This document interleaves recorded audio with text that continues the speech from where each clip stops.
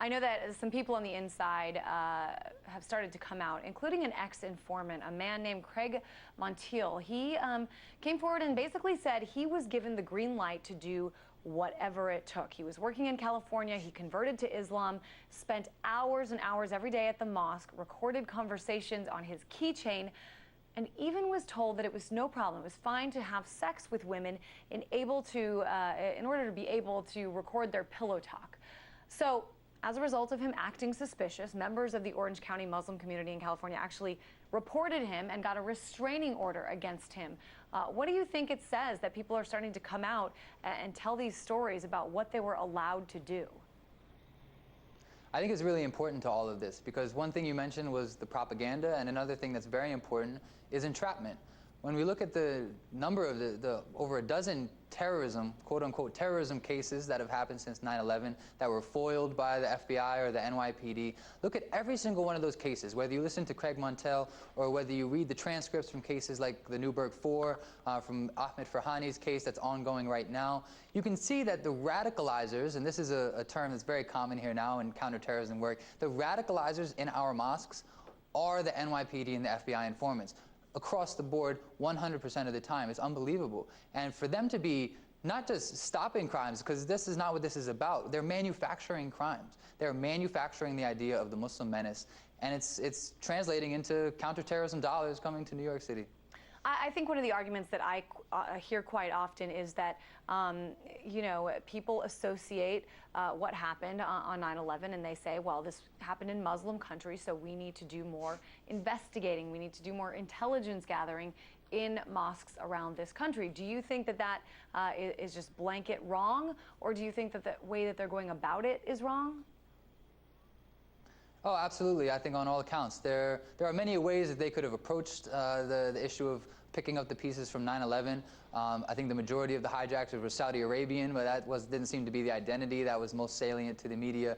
But I think the law here, to my understanding, the law here says that you cannot open up files on citizens or anyone here, to be honest, any law-abiding people, unless there's specific evidence of a crime being committed, specific evidence of a crime. That's not what's going on here. If you look at the NYPD documents that have led to the Associated Press reporting, look up the demographics unit, the PowerPoint presentation from the NYPD describing this. They were doing this based on 29 ancestries of interest, 28 Muslim-majority countries, and the 29th being the American Black Muslim. They're looking for signifiers of religious observance, political activity, nothing even about evidence or crime or leads being mentioned at all. That's not what I pay tax dollars to the police to do. This is obviously about criminalizing faith, criminalizing dissent, and control.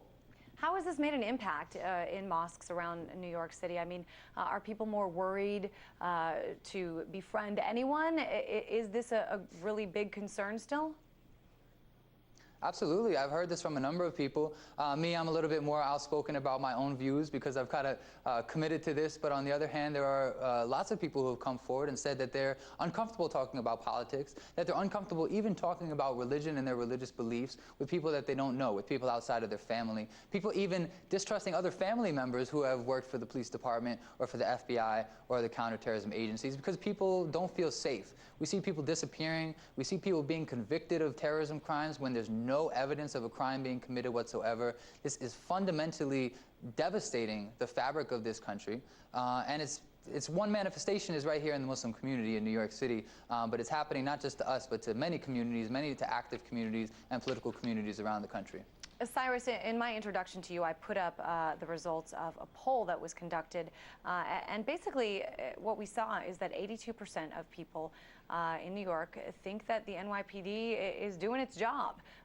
Talk to me. I mean, what do you think that says? Well, on the one hand, I'm very glad that our Constitution is not subject to a simple majority because I think the majority of this country supported slavery. The majority of this country supported segregation.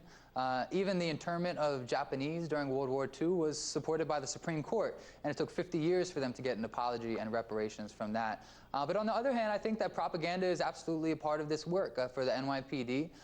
The headlines, the steady supply of headlines that their entrapment operations have provided certainly keeps people living in fear.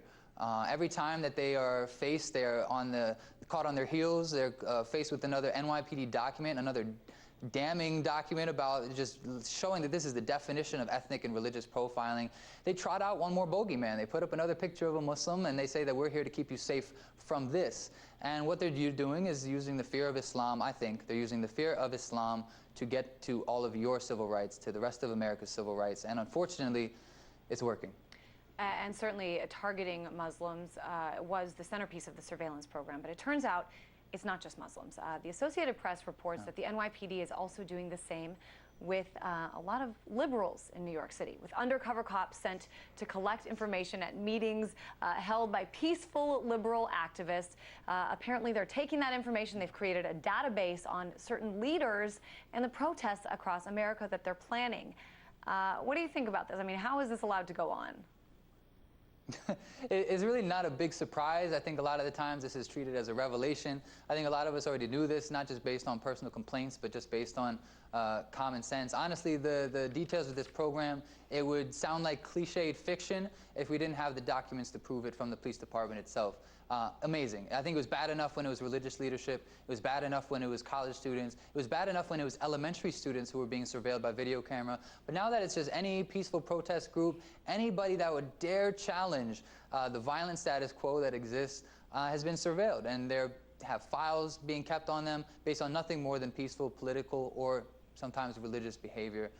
I don't know how this is allowed to go on. Hopefully the report that came out last week will start to wake people up, remind them this is not about keeping them safe, this is not about keeping the Muslims at bay, that this is about control, this is about criminalizing dissent. Not only do the ends not justify the means, but the means don't even make sense for the ends that we're allegedly trying to achieve. I really don't know what it's going to take. And it is interesting. I know when the police commissioner, Ray Kelly, was questioned about it, he said it's the fault of the Associated Press. The AP is targeting the police department. So it's always interesting, the spin machine at work when you keep an eye on it. Cyrus McGoldrick, Civil Rights Manager for the Council on American-Islamic Relations. Thanks so much. Thank you, Christine.